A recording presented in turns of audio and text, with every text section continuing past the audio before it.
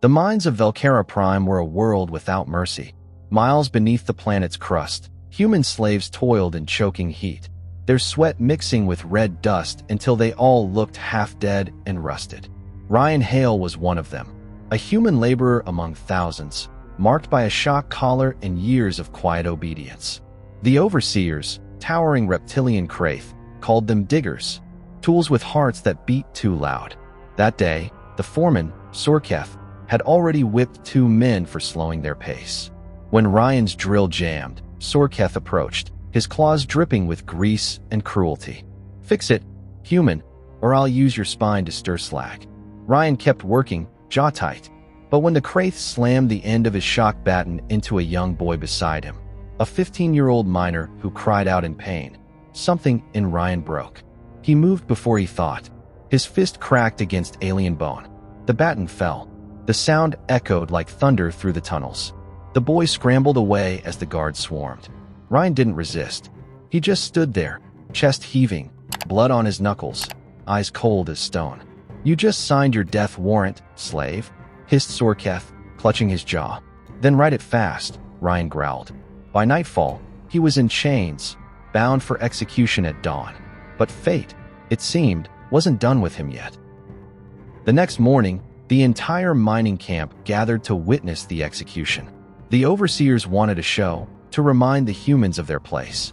Ryan stood under the blistering suns, wrists bound, collar buzzing faintly. He didn't flinch as Sorketh raised the energy lash. Then the sky darkened. A sleek silver vessel descended silently through the dust storm, its engines purring like the breath of a god. The guards froze. No one dared move. When the ramp lowered, a single figure stepped out, tall, elegant, and terrifyingly calm. Her skin shimmered like molten silver, her eyes deep violet. The crowd whispered in awe. "It's a Velari." Even the Khar'Rath bowed. The Velari were among the oldest species in the galaxy, wealthy, powerful, untouchable. The woman's gaze locked on Ryan. "Release that man," she said. Sorketh stammered. "My lady, he's a slave. A human criminal." Her tone sharpened. "Do you challenge my claim?" "Claim." The words silenced everyone. Ryan frowned. "Claim." The Velari stepped closer, eyes never leaving his. "My name is Lyra Valen," she said softly.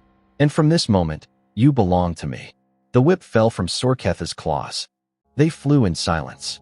Ryan sat restrained in the shuttle cabin, still trying to understand. He wasn't free, he was property again. But her ship was unlike anything he'd ever seen. Smooth light, gentle hums, no cages. Lyra poured a glass of translucent blue liquid and set it near him. "Drink." He glared. "Why?" "Poison." She tilted her head. "If I wanted you dead, I wouldn't have stopped your execution." He drank. It burned like fire, then soothed like rain. Finally, he asked, "Why me?" Lyra studied him, her expression unreadable. "Because you did something no human should have survived. You struck a Khar'Rath and lived. No fear, no plea for mercy. The Council has theories about your kind. Your capacity for defiance fascinates them." Ryan barked a laugh. "Fascinates. We die by the thousands in those mines." She looked down, almost ashamed. "Yes, and yet your fire never goes out. That's why I'm here, to prove to the Council that humanity isn't just labor. It's potential." Her voice softened. "You are proof." For the first time in years, Ryan felt something strange. Someone saw him as more than a tool. They arrived at Elios Station, a floating city of glass and light. Lyra led him through halls lined with nobles and scholars, every gaze dripping with contempt. A Velari senator sneered. "This is your specimen? A filthy digger?" Ryan tensed, but Lyra raised a hand. "Careful. This digger bleeds, fights, and dreams. Can you say the same?" They laughed. "You risk your name for a pet." Ryan had heard enough. "You talk like gods, but you hide behind words. You fear what you can't control." The hall went silent. Lyra's lips curved into the faintest smile.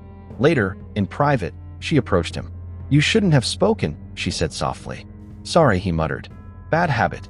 Comes with being human." But her eyes glimmered with something close to pride. "No, don't apologize for fire. The universe has enough shadows." She handed him a small device. "This is your freedom chip. You're no longer bound to any system." He blinked. "You're letting me go?" "I didn't buy you to own you." Ryan, she said. I came to remind my people what they lost. Weeks later, rumors spread across the galaxy. A Velari noble had freed her slave and defied the council. Some called it treason. Others called it prophecy. Ryan stayed on Elios, training with her team, learning their ways, and teaching his own. He showed them how humans built, fought, and endured. How they bled, but kept moving. One evening, Lyra stood beside him at the viewport, the stars reflecting in her eyes. You've changed everything, she whispered. He smiled faintly. I didn't do anything special. Yes, she said. That's what terrifies them. She looked at him then, not as an experiment, not as a slave, but as an equal. What will you do now, she asked. Same thing I've always done, Ryan said. Keep digging. But this time, for something worth finding. As their ship drifted past the scarred planet below, the last echoes of Valkera's mines faded into memory. And across the stars, one truth burned brighter than any sun. You can chain a human's body, but never their will.